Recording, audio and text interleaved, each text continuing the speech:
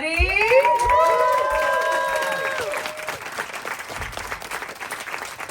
Because this is my left side. Hi. Wow. Shit. What? It's kind of loud. Thank you so much for coming to watch our film. Thank you. Really appreciate it. Love you. You know, Taron, it's not every day I get to sit down with a distinguished Welshman.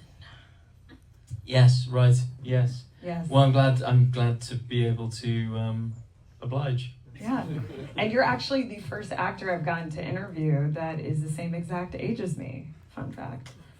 10th of November? Yeah. No, just the same age of me. Oh, the same age. Yeah. But I know you're a Scorpio. No, we're 25, obviously. 25. Right. Sorry, I am struggling to keep up with this. I know, I'm throwing you a lot of curveballs here. So another fun fact about me that I was just sharing with you is that I've always wanted to go to Wales. And I was hoping that I could ask you a couple questions about your upbringing before we dive into She Rides Shotgun, because I feel like our upbringing really informs our work. So you grew up in a small town. Roger, can we lower the mic just a tad? Thanks so much. So you grew up in a small town, population's like 3,000 people. If we can pull up my first clip, Roger. And I'll wait for it to pop up. I don't know what's going on. You're not going to know what's happening for the next second. Roger, can you hear me? And that town is called, what is it called, Taron? It's called and that says Wales. Hot. That's so hot. Is it? It is. And is it true that in this town or where you grew up, there's like groups of men that just break out into song in pubs and stuff? That's definitely a feature of Welsh culture. It doesn't happen as much as it used to, but yeah, a little bit. I found it so fascinating that you grew up around so many performers and singing, and I know that male choirs are a tradition in Wales. That's right. And so you got into singing and acting when you were a teenager, but there was a moment where you almost didn't pursue it. At least that's what this guy told me that wanted to ask you a question about it. Is this another clip? Yeah. Okay. Hello, Taron. How wonderful to be connecting with you again after all these years. I've got so many fantastic memories of your contribution to the life of our school, especially our productions. One memory that sticks out was when I was your head of sixth form and you'd had some pretty bad news, I think, in terms of your college choices, and we were trying to decide, was acting the right choice for you? Well, I think we're both very relieved that you did make the right choice. One skill that you've shown since, perhaps, is your singing. And I wonder if you had the opportunity to meet Mrs. Leggett, our director of music, today, what would you say to her now? Very, very best wishes to you and your family, Taron, and I look forward to maybe meeting you again in Aberystwyth very soon. Best wishes. Wow. Mr. Brown, that's really lovely. Wow, how on earth did you manage that? I'm a bit in shock. A lot of 6 a.m. calls to the UK. Wow. Yeah. Yeah, I actually remember that conversation because when I was in sixth form, I wasn't a wallflower. I was a loud, rambunctious kind of lad, and I had wanted to pursue.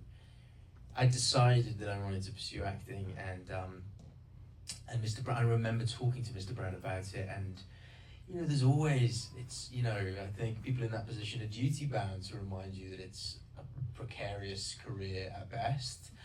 But yes, I did ignore him and decided to go for it. That's lovely. What's really troubling about that clip is he might now look younger than me. You know what's wild about you saying that is he's kind of hot. Yeah, and do you know what? His wife was also a teacher at the school. He had to bring up his wife. Oh my god. Oh, she's hot too. Oh my god, really? Yeah, Mrs. Brown. Yeah, we all got flushed over Mrs. Brown. Dude, Mr. Brown. Mrs. Brown sounds like a song as well. Right? It does. Yeah. Me and Mrs. No, you we're want not to say? going Oh, okay. It's funny you say that because the way you guys speak over there is so romantic. I almost fell in love with him. I felt like I was in Pride and Prejudice. He said to me at one point, "Remember me to Taron." And I was like, what a dope way of saying, say hi to Taron.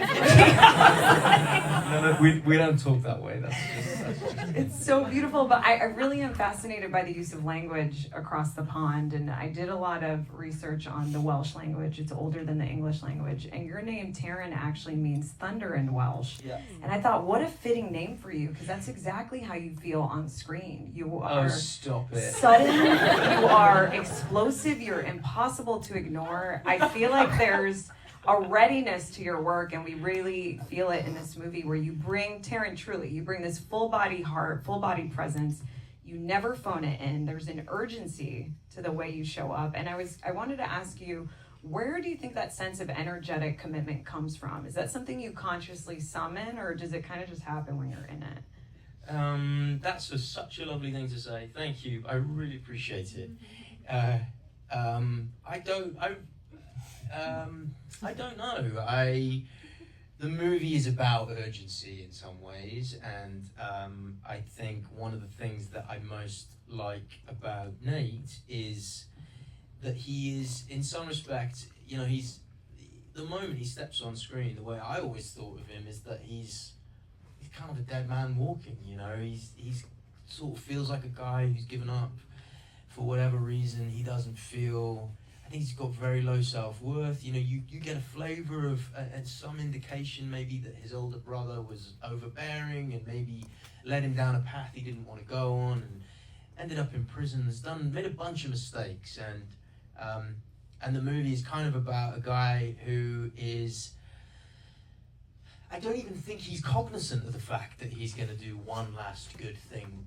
I actually think his body is doing it and his brain is catching up, which is why there are these moments in the film when this fully realized human being that he had a hand in creating is there in front of him, and there are moments where he sort of goes, "Oh my God, you're real, you're here," you know, and those are my favorite moments in the movie. Anyway, in answer to your question, it's a really lovely compliment and I really appreciate it, but whenever I'm on set and whenever I'm making a movie, it always feels like your life depends on it. It always feels like in that moment it is the most important thing. And if I can't find a way of making it the most important thing, it won't be good.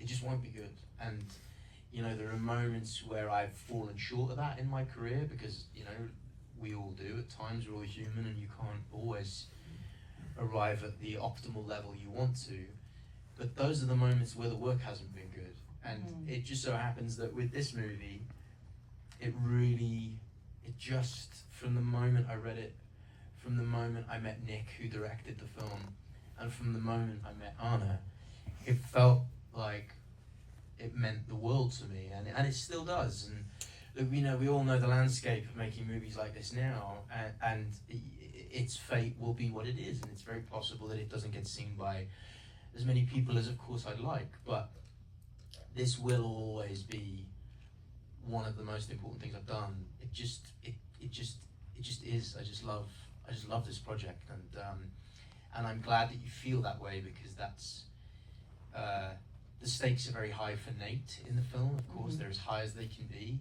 and I guess the stakes are very high for me as an actor as well because I just love the project.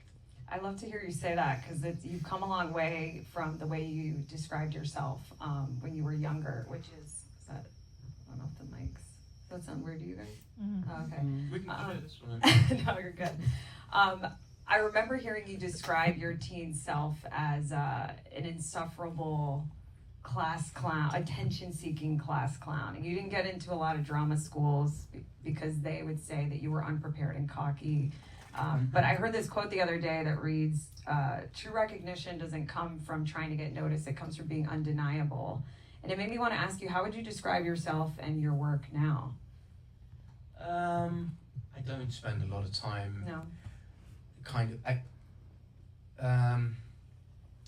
I don't know. I know that, like anybody else, I'm trying to figure out who I am, and that's not the preserve of actors.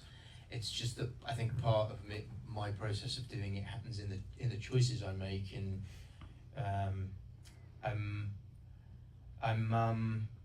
don't know. It feels like a huge question. I don't know. I'm just like any other actor in this town. I'm just somebody who's trying to express myself through the characters I pick, and I try and pick the things that feel like they move me, and they're the things that I would want to watch, and things that align with my taste.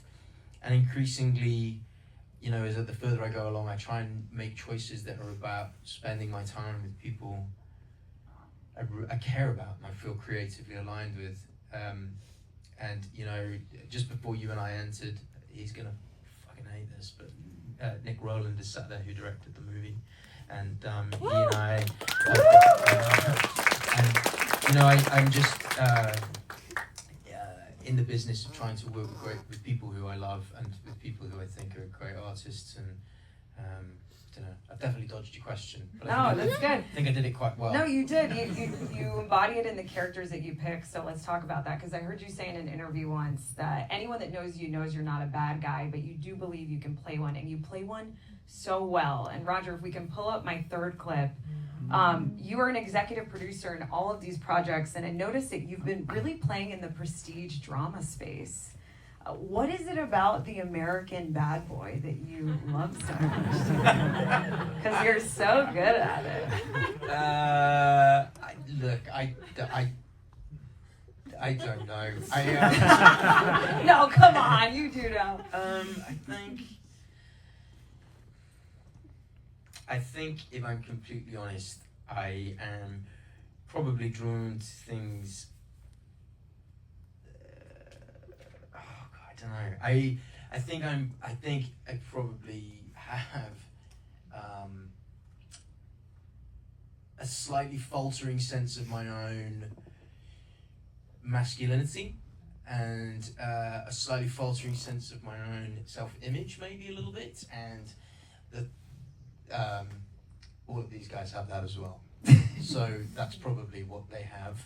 And I'd say that the American bad boy thing is probably more incidental. He has, absolutely no idea who he is, and it's pouring out of him in the most toxic way possible. And this guy is filled with self-loathing, but just trying to do one half decent thing before his life ends.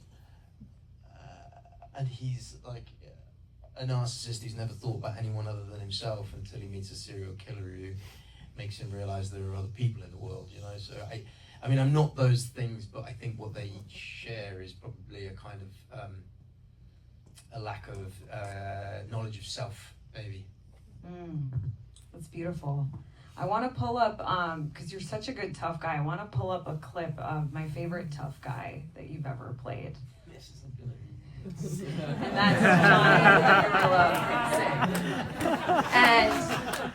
Johnny. And Roger, if you have an extra mic up there, I'd love to switch out Taron's if we have any other ones. But if you guys have never seen Sing, I love animation as much as you do. I know you're obsessed with it. This is an incredible film. If you guys have never seen it, Johnny the gorilla has a father who is a criminal and is in jail and wants Johnny to follow in his footsteps of being a criminal, and Johnny doesn't want to. And I thought, Taron, how utterly fascinating that in She Rides Shotgun, you are now a father who was in jail and a criminal, and essentially training his daughter in the life of crime. Super random. Did you ever reflect on Johnny the gorilla as you were diving into it?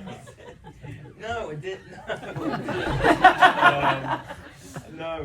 No, I didn't. Okay. But it's fun, fatherhood is definitely a theme through all of these things as well, and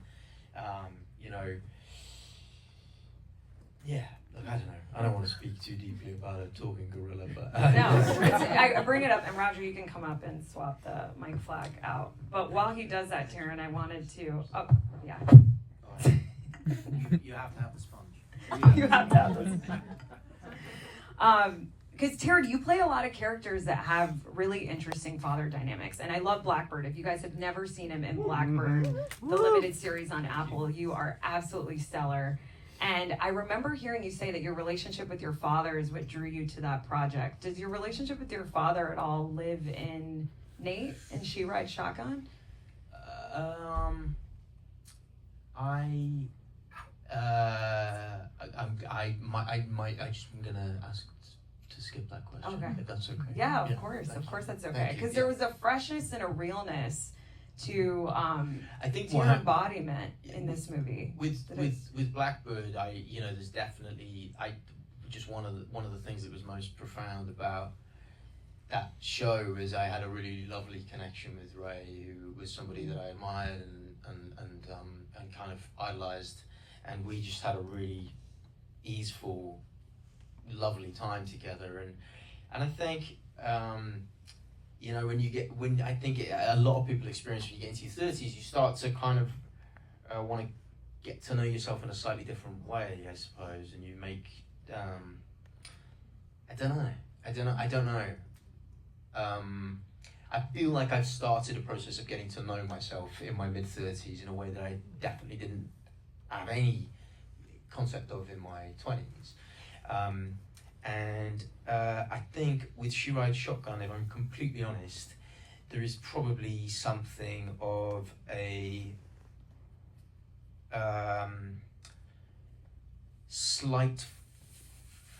there's a kind of slight fantasy for me in it, because although he's a very fucked up man, he is doing the very thing that all fathers should do, which is kind of put themselves on the line for their kid and put their kind of park all of their shit and be,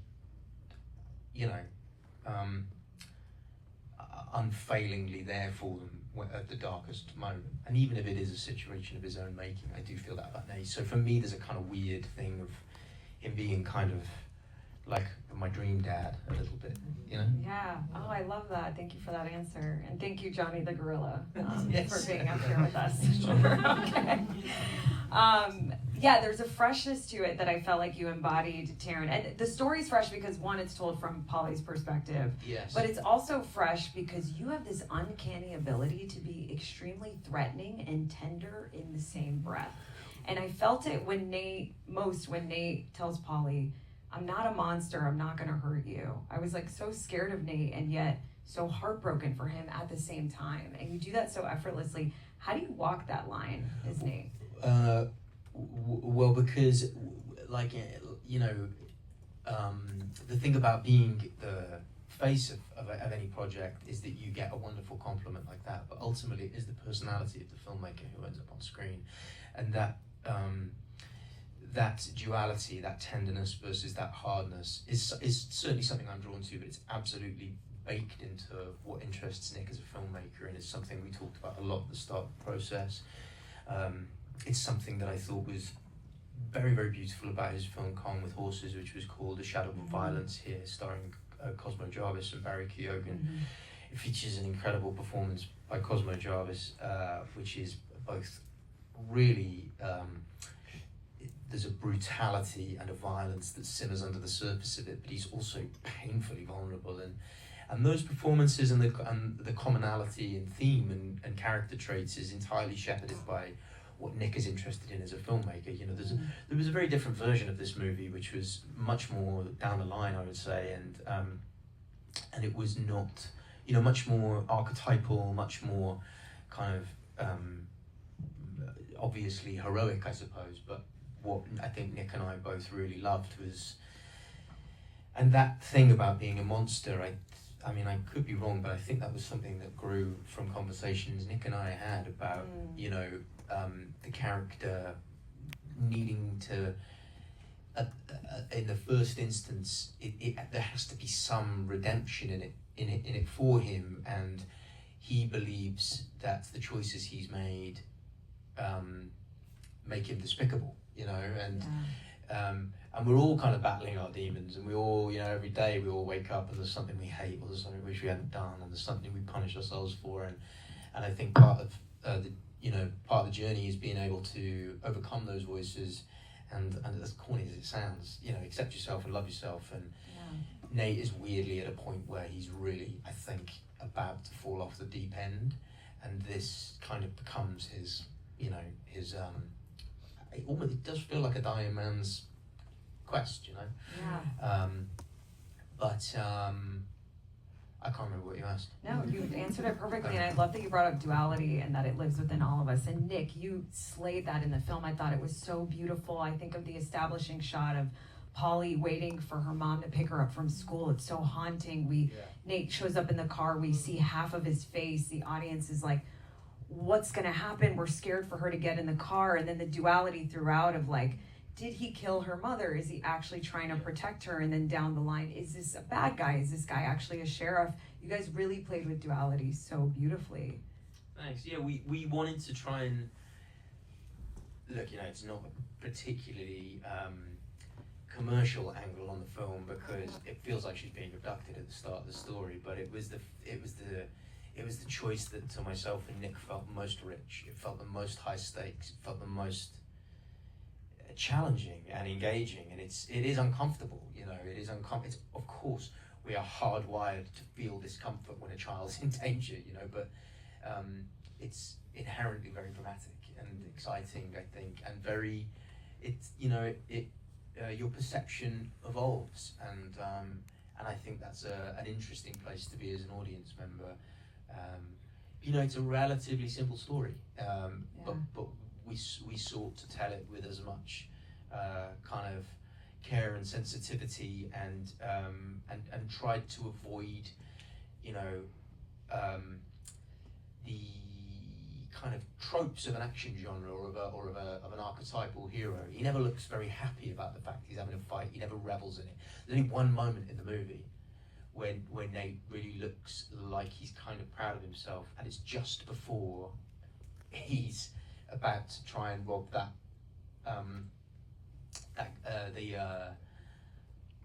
my God, what is it? Gas station, convenience store, gas station thing. And the way that we always thought about that, or the way that I always thought about it certainly, was that you know, it's his one chance in the chaos of the movie to share a piece of who he is with his daughter. You know, and it may be really ugly. You know, he may kind of not probably be that proud of it, but it's like, this is who I am. I'm going to show you the one thing I can do, and it's kind of tragic. The one thing he can do is scream in an innocent woman's face. You know, it's ugly and it's dark and it's grim, but I don't know. To me, it all just felt very like weirdly beautiful, and Nick, you know, was very committed to the idea that you mentioned, where it would be viewed through the eyes of a child. So there's, you know, at Charlotte's house, there's a very grown-up conversation happening in the background, but she's obsessed with these, you know, with these hermit crabs, and I don't know. It's just my taste, this film. I like this film. We love it too. I'm obsessed with it, and I the part that I love about it most is the dynamic between you and this insane talent that is Ana Sophia Heger as Polly. I mean, you guys, she carries this movie with you. Yeah. She plays so many different layers. It's her film, you know. She's extraordinary. And she's 11 now. She must have been, what? She was 10. 9 or 10 when you guys shot it. She plays so many layers to Polly's softness. She challenges Nate. She's also a parent to Nate. I love that moment when he's like, your friends are never there when you need them, and she's like, come, guess what flavor potato chip this is. I actually felt like she was your daughter. The math. The math was that was the first thing we shot, and I'd done a screen test with her, and I'd obviously hung out with her, and we got on set that day, and we were shooting that scene with the math, and it was like she just was bang, straight in.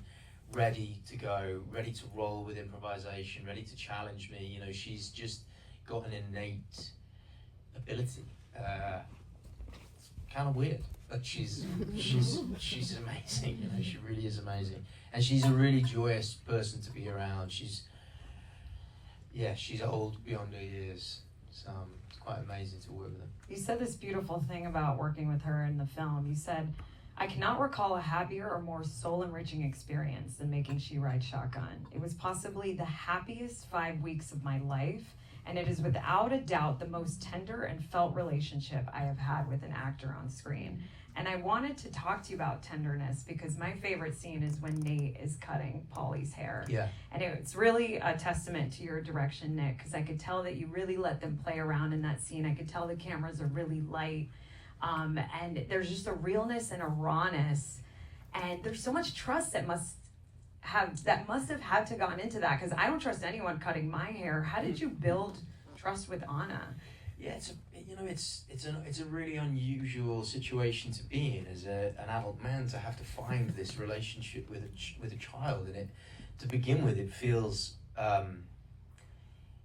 taboo to try and build tenderness with a strange child. It's like a very unusual requirement of what we had to do. But I remember the first time I tested with her. I think I thought, well, I'm the older actor now, and I can take care of this young novice. And we did the scene, and I said to her at the end of the scene, I was like, Anna, that was very good, that was a really good take. She went, thank you, Taron, you were very good too. And it was, and Nick and I, were obviously on the Zoom, and it was just straight away, that moment, it was like,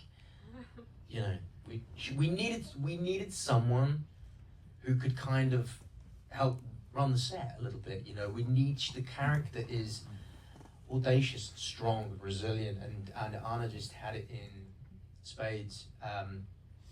In terms of building the relationship,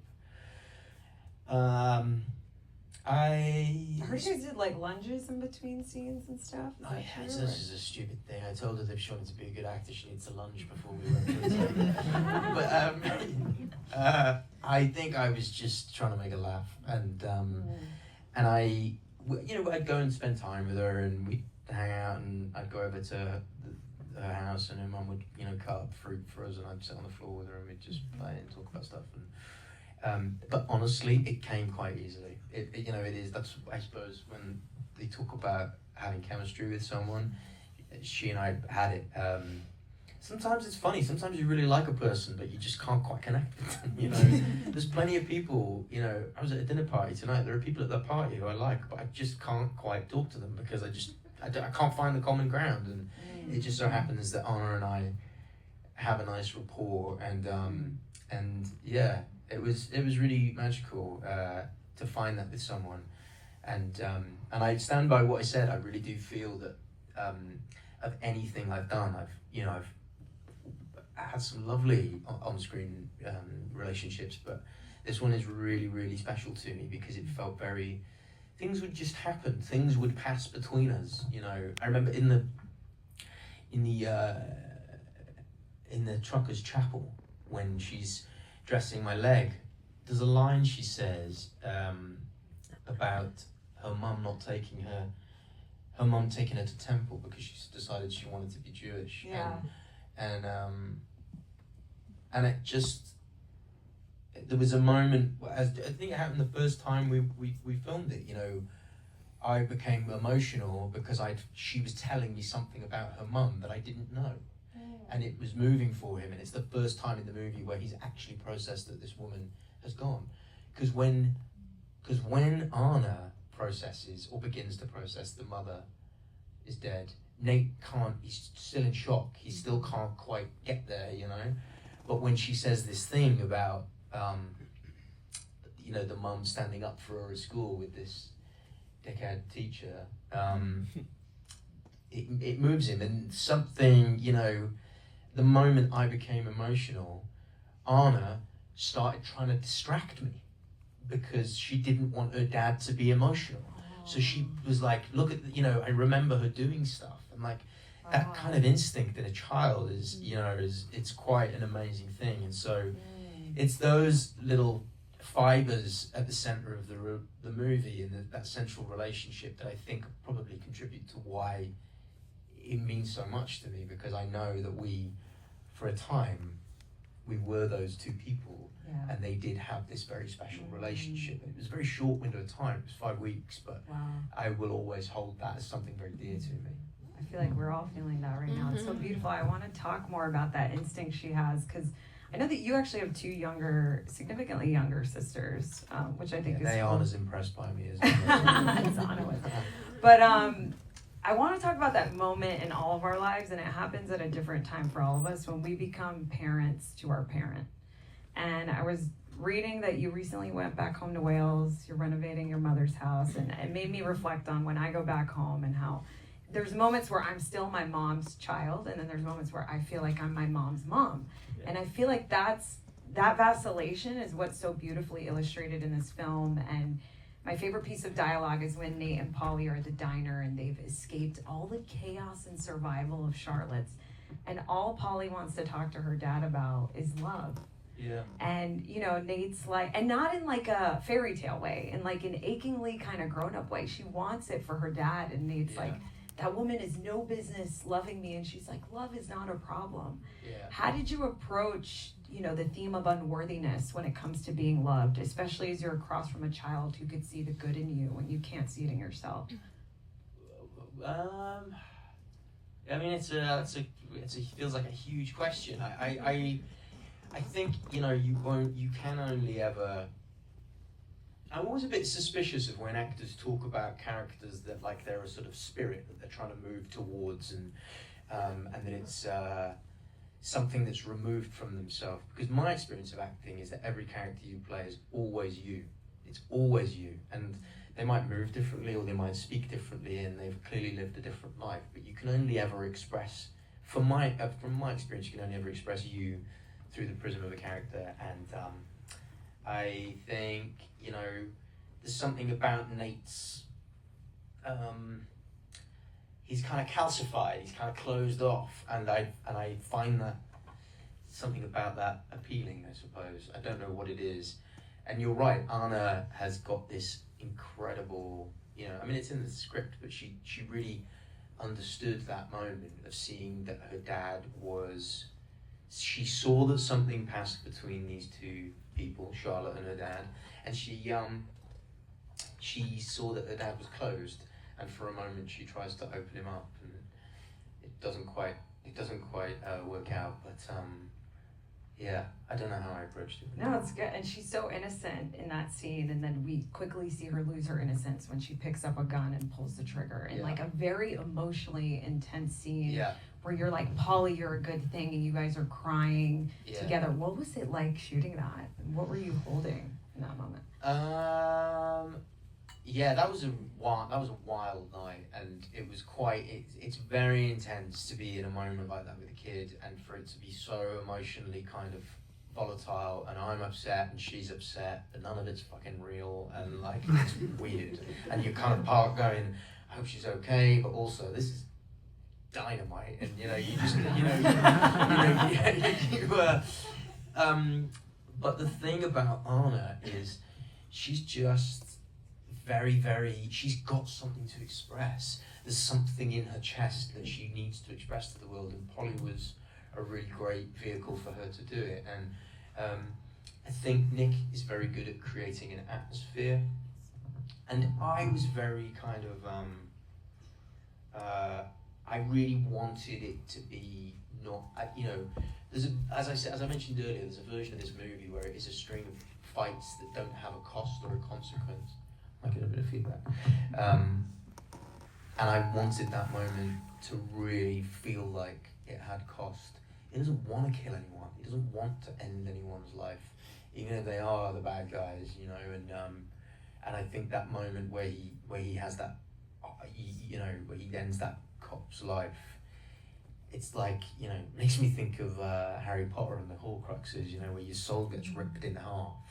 I know that's probably a bit of a lame reference, but you know, I think there's truth in that. I'd imagine, you know, you do something that awful, that unspeakable, there's probably not really any coming back from it, and I feel like that moment where he does that is kind of like where he's, you know, it really is kind of over for him after that point. And yeah, anyway, I'm rabbiting. No, I love it. I gotta commend you for all the emotionally intense scenes in this film, because there's so many, and I was thinking back to the final scene in the film, which lives rent-free in my head, and it was just so relatable to me. Do you mean when she's dancing? Yeah, where you know, where you have to show up and just be on, and you're not feeling like that. Well, I didn't know. In the moment. I didn't see that. I didn't know. I wasn't there that day. So Nick had told me that he'd written a new ending for the movie because there were various iterations of it, and he showed me this scene where she goes to the care home and the kids show her this dancing video game, and I thought, oh, that's nice. That seems cute, but that was all I thought about it really. I'm done. I'm mad. But the first cut of the movie Nick showed me, and I saw that scene, and I just couldn't believe. I just couldn't believe the magic it had. I don't know why. There's just something so moving about it. It sits in that place of being slightly unclear what's going on. It feels defiant. It feels bleak. It feels optimistic. And there's so many. I think if you can create something that sits in that place of ambiguity where you're not quite sure what's going on, because you can see she's a fighter and she's going to be okay, but you can also see she's irrevocably changed, and I think the reason moments like that in art are really special is because life is like that. Life is always, that's my experience of things. Sometimes you don't know how to feel, and I think that is my. It's funny. I love the haircutting scene, and I love that at the end.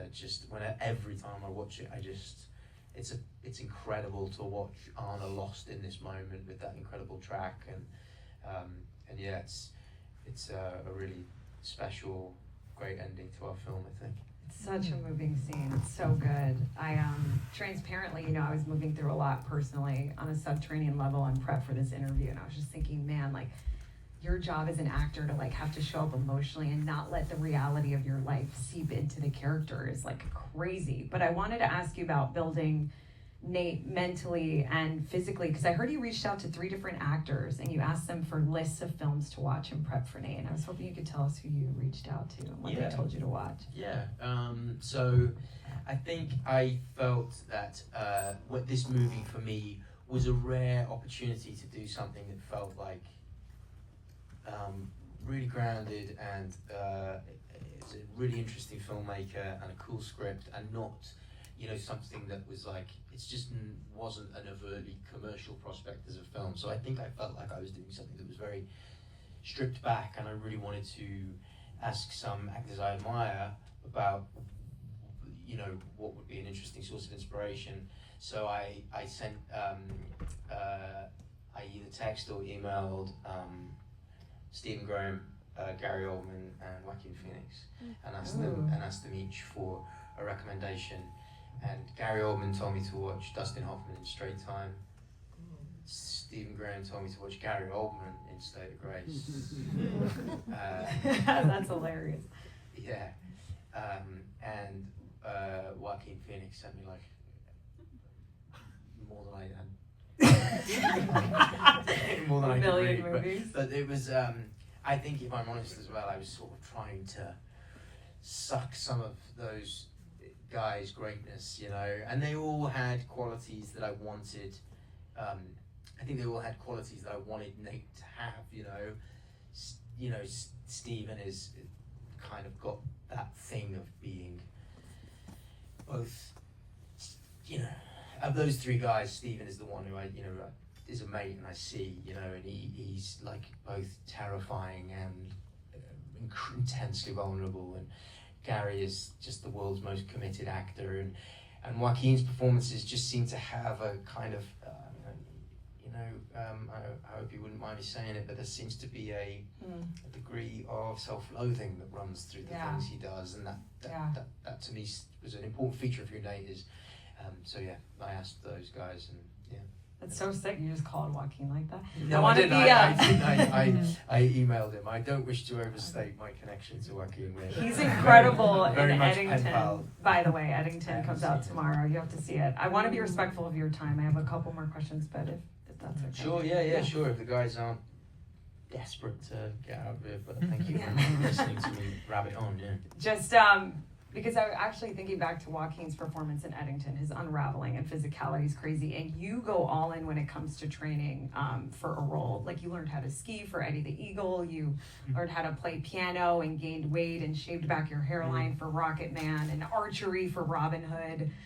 You were so ripped in this. Tell us about like the physical training you did to bring Nate to life. It was the end of the writer's strike, and I'd gained so much weight because I've been sat around for months. So by the time the movie was greenlit and ready to go, I had about 8 weeks. And I just thought, well, look, I knew I was going to be running around in my underwear for a couple of days, so I thought I better diet and hit the gym. But I think he's like prison fit. You know, he's a guy who's just been sat around doing bench press and very little else to do. But yeah, it's standard stuff. Standard like stuff. Standard gym I've stuff. heard you say that you feel like you run like a panicking duck before, and I wanted to tell you that your running with the injured leg in Slaptown was really good, I thought. I say I run like a panicking Yeah, duck. you did. I do run like a panicking duck. It's like But you that. look so They cool. both go like that. You looked so cool while you were doing it because you had all these tats, and I read that you actually got to pick what the tattoos were, which were applied daily. And Yeah. the safety pin stood out to me. The date you had here and some star Yeah. with an A on it. Can you tell us the meaning behind one of them, maybe? Or Yeah, so the date is the day that his brother died. The date in his eye. Nick and I were very meticulous. Each one has a kind of has a little story. Some of them were done when he was a teenager with his brother, so they were really crude and kind of feel like they've been done like I think it's called stick and poke style, I think, with like biro ink. Some of them have been done in a parlor, so there's a real inconsistency in style.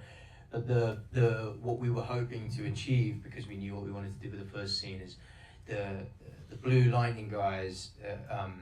Their tattoos are much more hard-edged with kind of a darker overtone because of the gang's belief system. And Nate's supposed to look hard on first glance, but actually when you examine them, they're all pretty innocuous. They're like, he's got a couple of horses on his back. He's got the New Mexico chilies behind his ear. They're much more, they're kind of whimsical. They're just, they're the tattoos of a young man who's kind of trying to express himself in a crude way. So he's sort of, you're kind of meant to look at him and go, oh, that's a guy. He fits in well with these darker figures, but really, it's a very different visual language. right. Yeah. And that must have been fun for you because I feel like you play a lot of real people on the big screen, and this is a fictional. Do you have a preference over playing fictional or non-fictional characters? No, not really. It's just the way it's kind of turned out. I don't know why it has turned out that way. But yeah, it was nice to play a fictional character. And also this role, I think it just felt like something. I remember when I first read the script, I was like, they're never going to let me do that. They're never going to let me do that. Really? Yeah, I just thought, that's like Tom Hardy or, I don't know. I was really grateful for the chance to do it because it felt just kind of unlike anything I'd done before. I love it. Well, you and I have something in common. We both love George Michael. I think Faith by George Michael is your go-to karaoke song. Isn't it crazy there's never been a George Michael biopic? That is crazy. Would you? No. No, you wouldn't touch that. I think it's so, and I'm going to wrap this up, but I think it's so wild that the biggest casting on the internet right now is James Bond, and I think it's crazy that you haven't gone for that, because you would be a fantastic Bond. I don't think I would be a fantastic Bond. Really? I don't think so. I think there's much better options than me.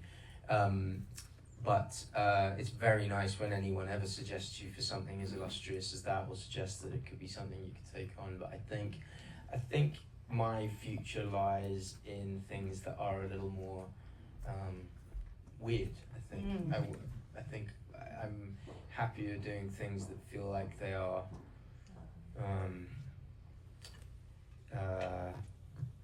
odd, and I think when I was younger, I think I aspired to fit into a mold of what like a film actor should be or a leading man should be, and I'm shit at it. I'm not good at it. I'm good at doing things that are weird and funky and I hope diverse, and I'm really comfortable with that.